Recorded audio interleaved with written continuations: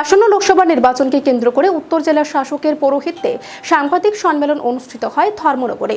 মঙ্গলবার আয়োজিত সাংবাদিক সম্মেলনের মাধ্যমে বিভিন্ন তথ্যের জানান দিলেন জেলা শাসক। এদিনের সাংবাদিক সম্মেলনে জেলা শাসক দেবপ্রিয় বর্ধন ছাড়াও উপস্থিত ছিলেন উত্তর ত্রিপুরা জেলা পুলিশ সুপার ভানুপদ চক্রবর্তী সহ অন্যান্য আধিকারিকরা। জেলা শাসক জানান ২৬শে এপ্রিল সকাল ৭টা থেকে বিকাল ৪টা পর্যন্ত সাধারণের জন্য ভোট গ্রহণ পর্ব সম্পূর্ণ হবে। পোস্টাল ব্যালট সংগঠিত হবে ২২শে এপ্রিল এবং ২৩শে এপ্রিল। ১৭ এপ্রিল এবং ১৮ এপ্রিল বাড়ি বাড়ি গিয়ে ভোট গ্রহণ পর্ব সম্পন্ন করা হবে। মোট ২৫০০ জন দিব্যাঙ্গ ভোটার রয়েছে উত্তর জেলায়। ৮৫ বছরের উপর ভোটার রয়েছে ১৯২২ জন। মোট ২৯৮টি এলাকায় পোলিং স্টেশন স্থাপন করা হবে। ভোট গ্রহণ পর্ব এবং ভোটের কার্যকলাপ পরিলক্ষণের জন্য বহু সংখ্যক মাইক্রো অবজারভার নিয়োগ করা হয়েছে। ওয়েবকাস্টিং এর জন্য ১০০% ব্যবস্থা করা হয়েছে। ১৪টি মডেল পোলিং স্টেশন স্থাপন করা হয়েছে। ১৭টি মহিলা ভোটকর্মী দ্বারা নিয়ন্ত্রিত পোলিং স্টেশন রাখা হয়েছে। এই ১৭টি পোলিং স্টেশনে শুধুমাত্র মহিলারা কাজ করবে এমন নয়, বিভিন্ন রাজনৈতিক দলগুলিকে পোলিং এজেন্ট পর্যন্ত মহিলাদের রাখার অনুরোধ জানানো হয়েছে। উত্তর জেলার ২ জন ট্রান্সজেন্ডার অর্থাৎ তৃতীয় লিঙ্গের ভোটার রয়েছে। পুলিশ সুপার জানান, এই ভোটকে কেন্দ্র করে হোটেলগুলিতে চেকিং, যানবাহন চেকিং এবং নাকা পয়েন্টগুলোতে চেকিং এর ব্যবস্থা কঠোর থেকে কঠোরতমভাবে চলছে।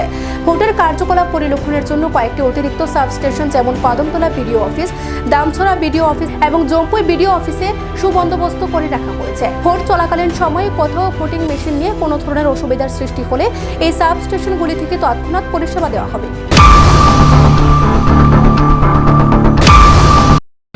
তার মধ্যে আরো 85+ ভোটার যারা আছেন ওনাদের টোটাল সংখ্যা হচ্ছে ১৯২২।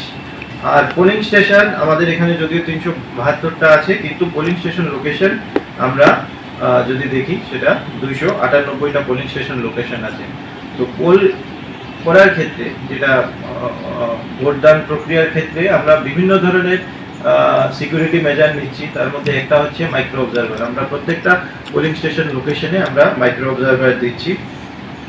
আর পোলিং স্টেশন ক্যাটাগরাইজেশন করে সেখানে পর্যাপ্ত ফোর্স ডিপ্লয়মেন্টও হচ্ছে।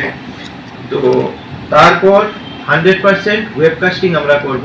প্রত্যেকটা পোলিং স্টেশনে ওয়েবকাস্টিং এর এখানে মনিটরিং এর জন্য স্পেসিফিক পোলিং স্টেশন মনিটর করার জন্য আমাদের টিম ডেপ্লয়মেন্ট করা থাকবে। বিভিন্ন লেভেলে ত্রিস্তরে এই সমস্ত ওয়েবকাস্টিং এর মনিটরিং হবে। তো সেটার জন্য আমরা পদক্ষেপ অলরেডি নিয়েছি। তারপর যে মডেল পোলিং স্টেশন আমরা জানি যে আমরা বলি যে ভোট পর্ব, ভোট কা পর্ব।